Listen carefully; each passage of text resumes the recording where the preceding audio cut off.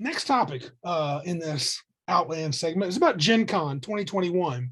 We have boots on the ground at GenCon. We had a buddy, Greg D, decided to be a roving reporter. I asked him to give me a report on GenCon. I didn't get to go this year. They were capped at about 35K. I've heard all sorts of rumors about whether they reached that or not. And he wrote a little recap and he gave me the okay to read it. So I want to read a little bit, and if we have comments, we will. So Greg writes, first, I'm going to preface this with, I am one of 35,000-ish attendees experience, and in no way am trying to speak for any of them but myself. Coming into GenCon, I was nervous. Nobody knew really what to expect in this new and still being explored circumstance we find ourselves in. Mandates kept changing until they settled on masking up at all events inside the ICC, that's the Indiana Convention Center, and crowded outside areas. From what I observed, it was adhered to by the people I saw. So pause. So they had to wear masks. Even outside. Huh? Even What's outside. That? Oh, did they? Crowded. We're crowded outside areas too. Yeah. That seems odd, but okay. That's fine. So 35,000 was right. He continues, unless you have more comments. No. When I arrived, I immediately made my way to Will Call. That's where you pick up usually your tickets that you've ordered, unless you get them from the mail. In years past, it was several hundred strong and lined up to the door. That day, however, it took me longer to go through the line maze than to get my badge and event tickets. Everything was very organized, and the volunteer staff were friendly, eager to help. We were all just happy to be back, I could imagine. Sure.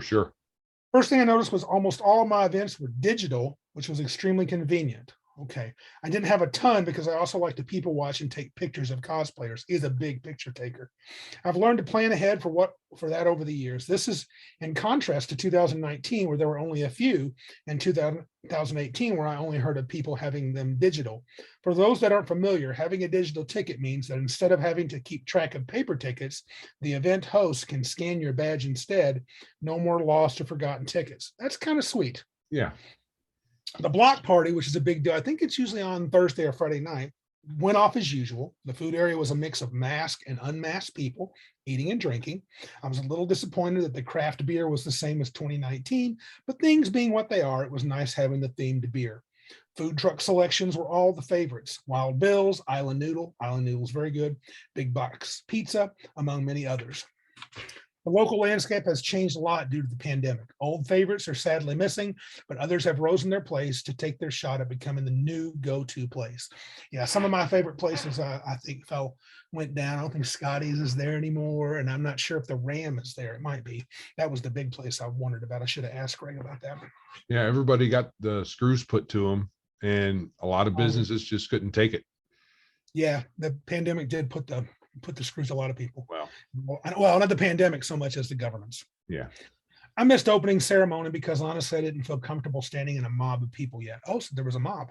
I was already pushing my comfort level being there. I entered the hall not knowing what to expect. Almost none of the vendors I'm most familiar with had representation at the con. So I think no Paizo, no Watsy.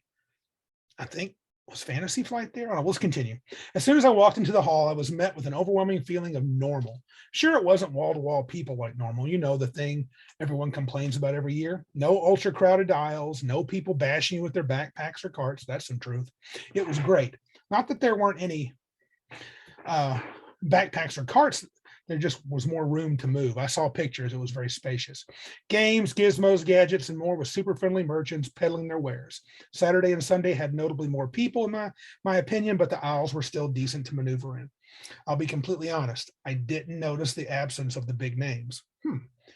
And that usually get all the attention. Lots of other vendors carried their products, so it's not like you couldn't get anything. I did, however, miss not getting any collectible Paizo pins. Yeah, him and his wife would collect the crap out of those every morning. The vendors I spoke with were all telling me consistently the same thing. They wished they brought more. Many were sold out by Sunday. That's good for the vendors. Mm-hmm. So I guess the big boys gone, people spent money with the lesser. Oh, sure. Not lesser, and personally, just not as big. Smaller. Yeah. I overall felt it was a good con. There were a few incidents I heard about, but had no firsthand knowledge to pass along. I will wrap things up with this. In my opinion, this was the year of the little guy. Lots of big wins for the underdogs who get overshadowed by the big conglomerates who can afford huge ad banners everywhere and huge visible boosts in amazing locations. I hope moving forward we see the return of the bigger companies, but it was nice to see the little guys getting the big win this year when for so many it was desperately needed. That's true. I bet the little guys went probably because they needed it badly. Something I heard from many others throughout the con.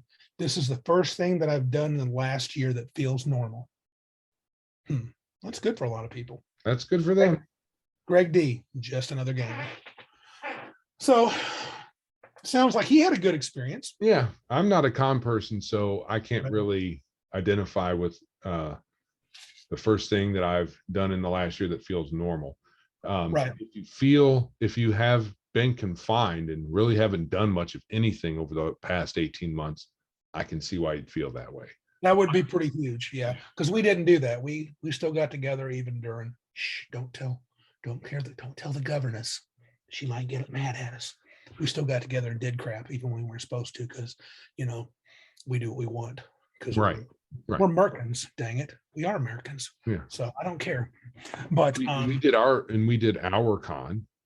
Yeah, we did. GenCon, baby. GenCon. Better believe that. But sounds good. Sounds like you had a good time. I'll be honest with you. When I saw the first pictures and the spaciousness, not because I was worried about COVID, I was like, man, I'd like to be there. Because that was one of the frustrating things when you have 65 to 70,000 people. That's nearly, you get about double that amount that was there. Dude, it does get elbows and armpits everywhere you turn. And it just gets frustrating to navigate, especially when you're in that initial big rush. They gather before the first day, before they open the big doors, and everybody's there. And then it's like, whoom, and they just go in. But it looked pretty chill after that. He said he had heard, I guess, Greg, we'll talk to Greg. I'll talk to Greg at least, if not you, about some incidents he'd heard about secondhand. But we're going to relay a secondhand one here. Right. Apparently there was a frog gate at GenCon. Well, hold on. I'll slow your roll a little bit there, fella. Oh, my roll's getting slowed. Yeah. Just jumping around like there's no. I am, baby. Right. So I can understand why he would feel uncomfortable knowing Greg. Yep. Okay. Don't want to give any personal information away, but I understand why. Yeah. I wouldn't. No. And I would not want to be in a room in a building all day for 4 days wearing a mask. Correct. So that would just be no from me. It's about all I can take. And where I work, I teach at a community college, and I'm there anywhere between 5.5 to 8 hours a day. Normally now I have 4 classes face-to-face and 1 online. And I got to wear a mask pretty much the whole time, except when I'm in my office hours, unless someone shows up. Right. So, yeah, I'm finding it more and more annoying as I go. Right. I'm really tired of it. I'm a little claustrophobic. I don't like tight spaces, and having the mask on for more than a little while can trigger. It either triggers that or just my annoyance at having to do it at all. It's probably more that than the claustrophobia. But yeah, but I'm not going to dig at GenCon for what they did there. I think they were following local I'm sure ordinances, and it's their thing. They make the rules. That's the fact. They do. I teach in a mask 4 hours a day, actual teaching. And I don't think if I had gone for some reason to GenCon, if I even wanted to anymore, which I generally don't, I would not have run a game, not with masks. No, not interested. Would I have played in some? Sure, I could, because then I could kind of cheat and let my mask come down. I know that sounds horrible to people. If I'm endangering everyone, Joe, I'd be endangering everyone. Yeah. The assumption is that you have it, even though that's the only reason why everybody has to have a mask on, because they are assumed to be infected. Correct. Infectation. I mean, in the back of people's minds. I mean, they won't say that, but it's back there. It's subconscious. You better not say it. Yeah. Shaking my fist. Yeah. I think it has something to do with how we'd like to say that we presume innocence before guilt is proven, but I don't think we really do. If I don't think that's how people operate. no, if you hear from enough people that this guy is guilty, you're going to think it. It's going to be in there somewhere. Anyway, but back to Gen Con. It sounds like he had a good time. I've talked to him. yeah. He had really a good time. It sounds, considering the situation with the mask, I think it was as good as could be hoped for. I think anybody who loves Gen Con as much as Greg does, happy with it probably. Yeah. As long as they weren't on board with, the current COVID stuff. So if you don't like wearing a mask all day, you probably wouldn't enjoy yourself there. Probably not. I do think I want to talk about this frog gate though. Yes. And a little bit. We listened to the Legion of Myth, right? And this is that one company. Gosh, do you know the name off the top of your head? No, and I have our outline in Word, and it's frozen. Oh. It's not responding. Something's going on in the background that's locking it up. Okay. So I can't look anything up at the moment. Right. Love technology. This is the guy that made the board game, and he is the quote unquote president of this company. And apparently he flew 4 hours to get to Gen Con, and he got escorted out the first day for apparently something that he had said. It's actually undisclosed. Gen Con will not talk about what it is, but people are bitching and moaning online about the picture of this frog for this fishing game he has, card game or board, and it shows the frog, his hands are up, like its pads are up, and one of them looks like he's got the OK sign, and people are going crazy over that stupid Reddit thing years ago that OK sign was some white supremacist crap. People, that's not the case. That's not what it is. And absolutely listen to the Legion of Myth on this, because they cover it better than I ever could, and more vehemently, I might add. So yeah. I read some of the comments. Yeah. So in there, so there's an article out, and I will, once Word is unstuck, at some point I will, when I post everything, I'm going to try to get a link for that article and put it in the show notes. There you go. I read there were some comments that are now locked. Yeah. And in it seems that there's not only were you not able to find out any details, I don't think anybody really, and no one's forthcoming unless there's some other place where they've posted it. Anyway, the Raging guys are right. They said Gen Con won't talk about it right now. Right. So that's weird. So he was booted. It wasn't just because of the frog. And apparently he might have done something. Well, some dude put together a laundry list of offenses, and the offenses were something that you talk to 10 people, you're going to get 10 different opinions about the things that were posted. So they're not categorically offensive. They're just offensive to this one person. And what may have happened is, they whined about it. And none of it's involving Gen Con. It's all outside of Gen Con, yet they decided to make it about them and kicked him out. Jeff Berggren, a CEO of the Gaming Goat. That was his name. Goat. I've been trying to remember it because the word is still stuck. Okay, but that's what I just Googled real quick. The Gaming Goat. And it reminds me a little bit of Justin Lanasa and the new TSR people, who I thought they handled everything pretty badly, but preemptively booting them out of Gen Con. And we all know, I'm not going to rehash all that stuff with Gygax Jr., but it's like, really? I mean, you're already kicking them out for something that is literally just someone got their feelings hurt because they thought it implied something and he wouldn't bow to this or that. I don't know. It's getting ridiculous. I mean, Gen Con again can do whatever they want. Sure. But I feel like this guy, I'm thinking they probably have a good reason because they're a big company. And I wouldn't think Gen Con would be that bold, because if they don't have a leg to stand on, he said he was $40,000 into that. He had flown 4 hours. He had put his time in and money to be there. they better have a good reason. If it's just somebody said he wouldn't use pronouns, somebody's preferred pronouns, boy, that sounds like some trouble. Most of it GenCon's was gonna be in on some that trouble. level. He did some trolling online. There are Oh, some claims of um, bad business practices, maybe a little shady. heard that too. And that might be the case, It might be. It might be. but that's not something I would think GenCon would have anything to do about it. I believe the guys at Legion said someone was going, a game company was, or a game shop was going out of business, had some extra product. He offered to buy it. They shipped it to him. He still hadn't paid them 3 months later. So he could be a shady dude, and he might be a dirtball, and he might have done something rude and inappropriate and deserve to get kicked out of Gen Con. I guess, right now, my gut feeling is I just don't give them benefit of the doubt. That's what it is. I'm suspicious at a minimum.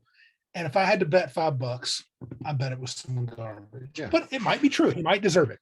And it's Gen Con's baby. They can do what they want. But I would think they have to be careful. If you pay money to attend something like that, they can't.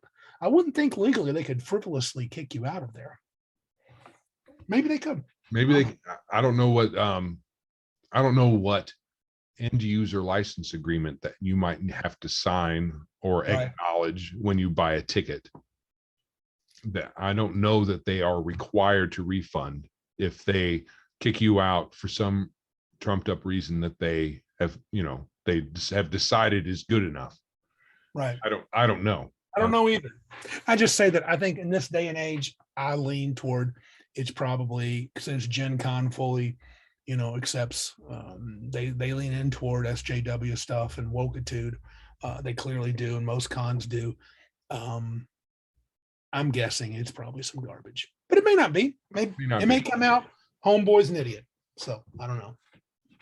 Not everybody who is on the opposite side of the pronoun issue is a good person. Absolutely not. Just because they disagree. I mean, I don't care about your pronoun. Me neither. But that doesn't. Just because some other dude says I don't care about your pronoun, that doesn't mean we're simpatico. Nope. Yeah, I think the reason I brought the article up, that's why it's in the outline for us to talk about, is the frog thing. Yeah. And people keep insisting that the frog thing is a big deal.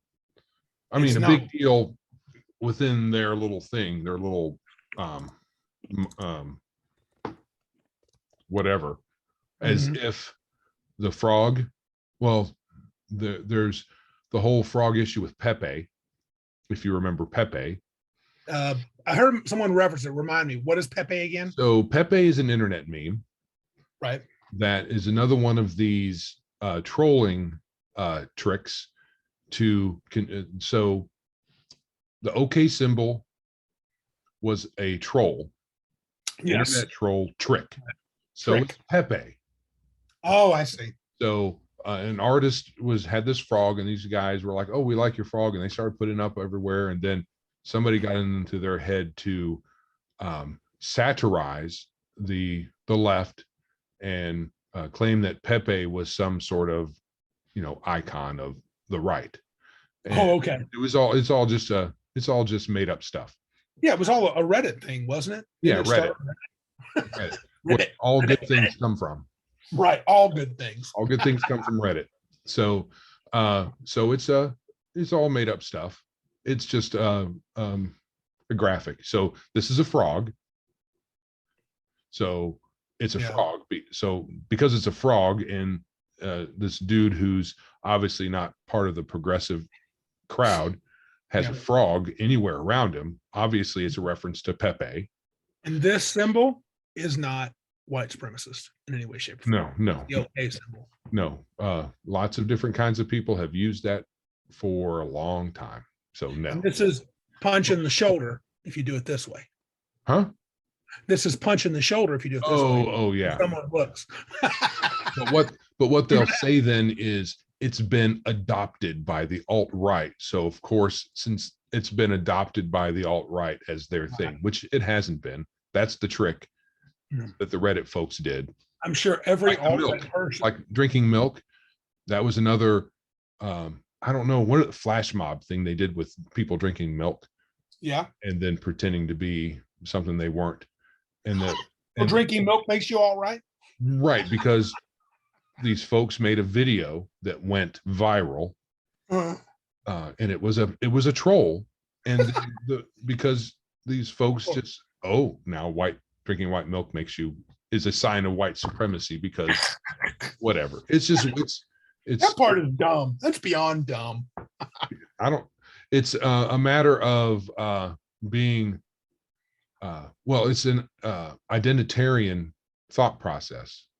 Yes, They themselves are highly motivated by their identity. Everything, not everything, but a large part of their being, their thought process, everything is tied up in an identity that they're obsessed with. Right. So they're projecting that outward and assuming it's the way people are. And so everything that a white supremacist does is associated with their white supremacy. Right. To quote Obi-Wan Kenobi, your identity is no concern of mine. Yes. No concern of mine. I'm waving my hand in front of the camera. Yeah. It's exactly how I feel. I don't care. Don't care. No mine. If you do, good for you. Okay. Dude, I am totally. Oh, I'm a white supremacist. Get over yourself, weirdos. You don't even have to use the okay sign. No, just you're a white guy. But there you go. Proof's in the pudding. That's a proof. Yeah. So it looks your like Kotaku article was not what you expected, was it? Not what Joe wanted. No, actually, yeah, I brought up the thing about frog with the OK symbol and the Kotaku, which apparently hires just awesome writers. They're horrible. And this is the thing. I'll rag on all these articles, and that's going to start being my thing because these companies, where do they? I'm okay. At least this article that isn't full of crappy sentence structure and all kinds of junk like that. It's just stupid. So let's be honest. Joe was hoping when he sent me this, this article is going to tell all the bad things in 5e so we can pick on it. And I thought it was too. But really what it is, I can't believe 5e has binary resolution mechanics. Oh, yeah. Binary, and that they don't have partial successes and fail forward. And look, I can play with fail forward mechanics and partial successes. It's really not my favorite, though. I find it just sometimes just gets it's overbearing at times to where you got to think so hard just for a roll. But this article goes on and it starts out, D&D is known for being two things above all else, in which who you talk to. Uh-oh. What's wrong? You're frozen again? Oh, okay. Never mind. The window, our Zoom meeting window disappeared. Joe's computer's acting screwy, man. I don't know what. So hopefully the recording went over good. Roger, can you hear me? Are you there now? Come on, dude. Roger. Anyway, so D&D, it starts out the article. D&D is known for two things, basically, being really approachable and easy to play. How does he say it? Is known for being two things above all else, depending on who you talk to. Really approachable and easy to play, or a total mess that dilutes a lot of its distinctive factors of previous editions of D&D. Both things are true. Okay, that's fine. I think Joe would like the second part, how it dilutes and the distinctive factors of previous D&D stuff. And I thought that's where he was going, but he ends up, he said D&D is approachable, but basically, because you don't have partial successes, you're not like Powered by the Apocalypse, and you have to like number crunching. 5e is not very number crunchy. That apparently 5e is bad. So in the end, I don't get it. He's basically telling you play something else because he's simply better than 5e and doesn't make enough. I don't think he makes enough reasons for it. Well, he's resting, he or she, whatever it is resting solely on the premise that pass fail as in you have a target number, and if you don't make it, you fail. If you make it, you pass. Right. Is objectively, he doesn't use the word objectively, but probably means it.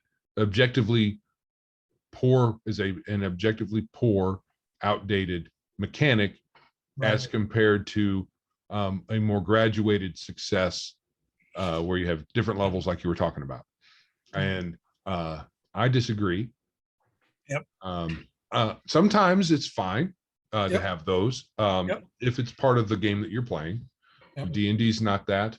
I think part of me, perhaps the ungenerous part of me, thinks that needing to have all these different types of partial successes and all that is kind of a especially if there's, oh, hold on a second, I got to sneeze. I think Joe thinks it's wimpy. He thinks you're wimpy.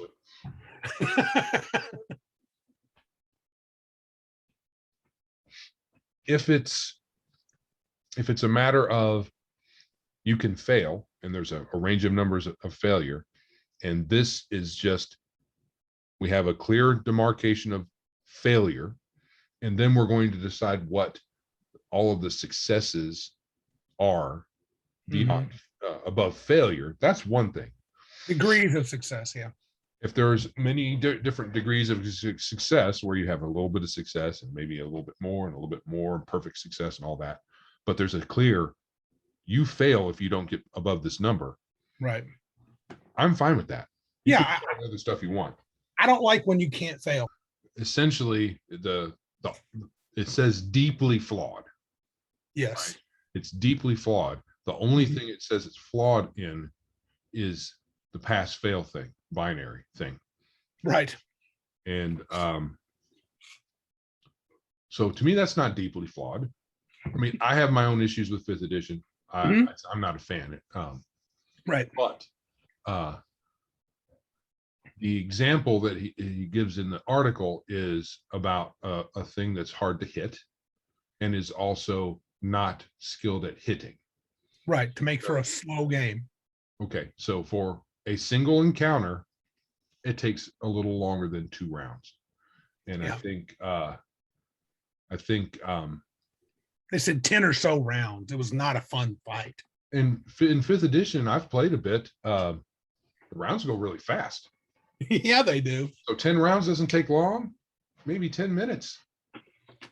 So I guess your definition of long is different. Maybe this person just wants more of a narrative experience like Powered by the Apocalypse, which is fine, but you don't got to rag on D&D about it. I don't want D&D to be PBTA. No. I don't want PBTA to be D&D. D&D, right. Let them be their own things. The other thing is this. I was just thinking of a great example of a cool fight. Some people may disagree because it's in one of the Matrix movies. Yep. The fight, you could even use the first fight between Neo and Agent Smith.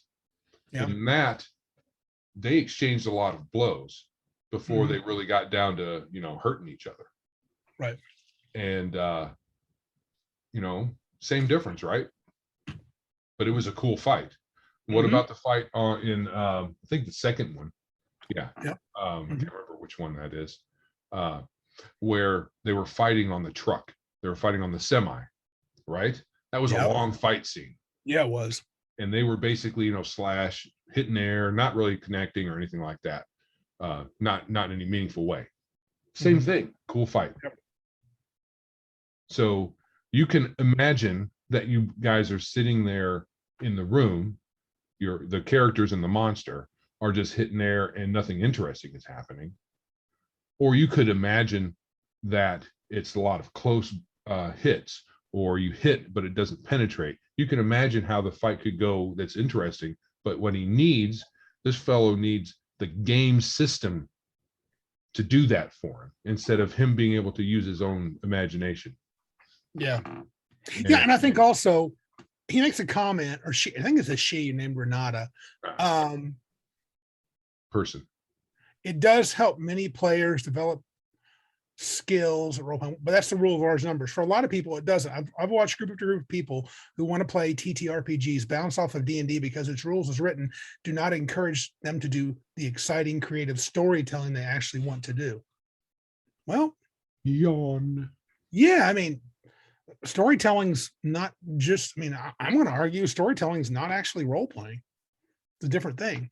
The story, I'm old school here. I think the story comes at the table. What happens, what the story is what happens at the table. If they want to tell a narrative, you're right. D&D is not built for that.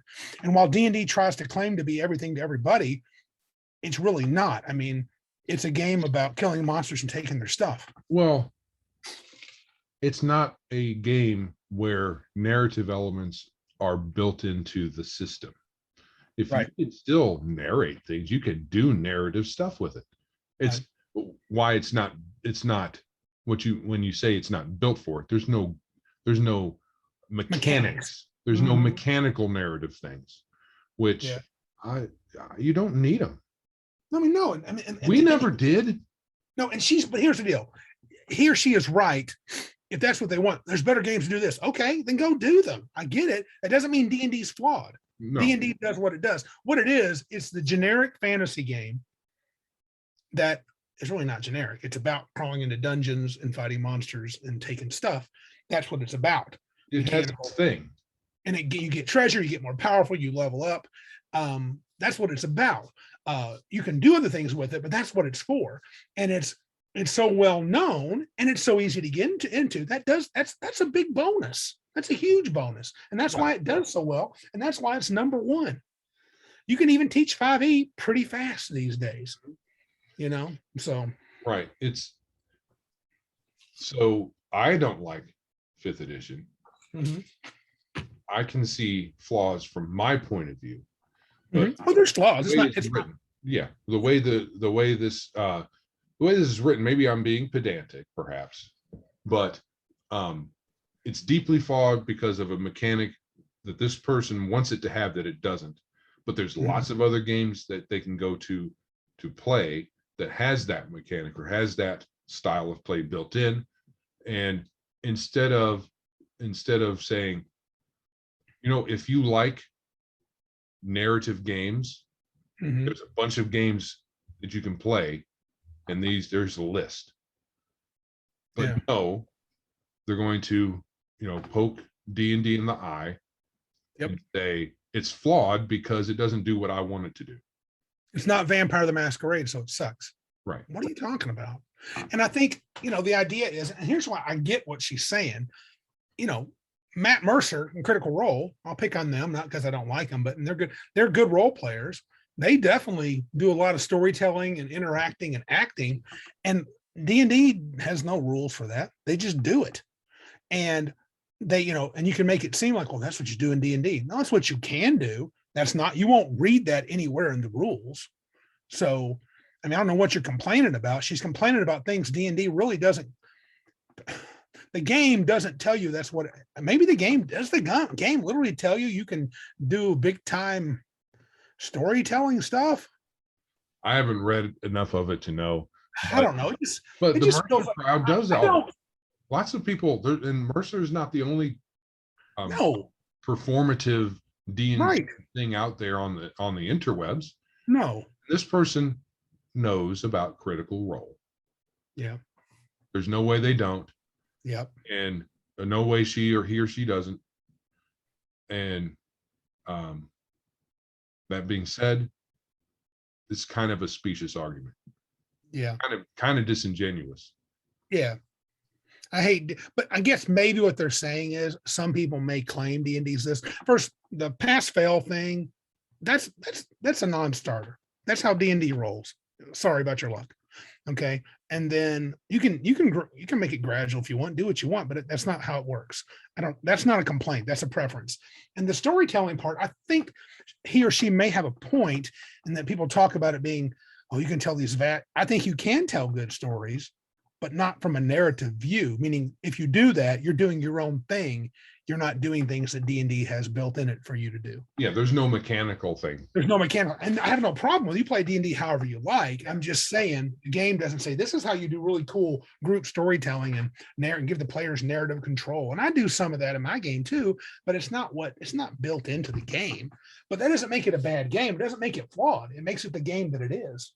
Mm-hmm. And apparently it's not so flawed that it doesn't make a lot of money. So even if you don't like it and she doesn't like it, kind of doesn't matter. It's doing pretty dang well. And what it does also is says that the article doesn't say this. No. But that logic implies that any game that has a pass-fail mechanic is deeply flawed. Yes. And I think that's a very large cross-section of games out there. Many of them have pass-fail mechanics. Mm-hmm. There are some that don't. There are I don't know what the what breakdown there might be, but they're all deeply flawed because they don't do this. Article claimed that a lot of indie games have that graduated pass and success with the limitations, and that's fine. So there's a lot of games that do, but there's also games that don't. I mean, more probably, and there were probably more initially back in the day, but there's so many RPGs here. I'm loath to try to say there's more of this or more of that. I have no idea.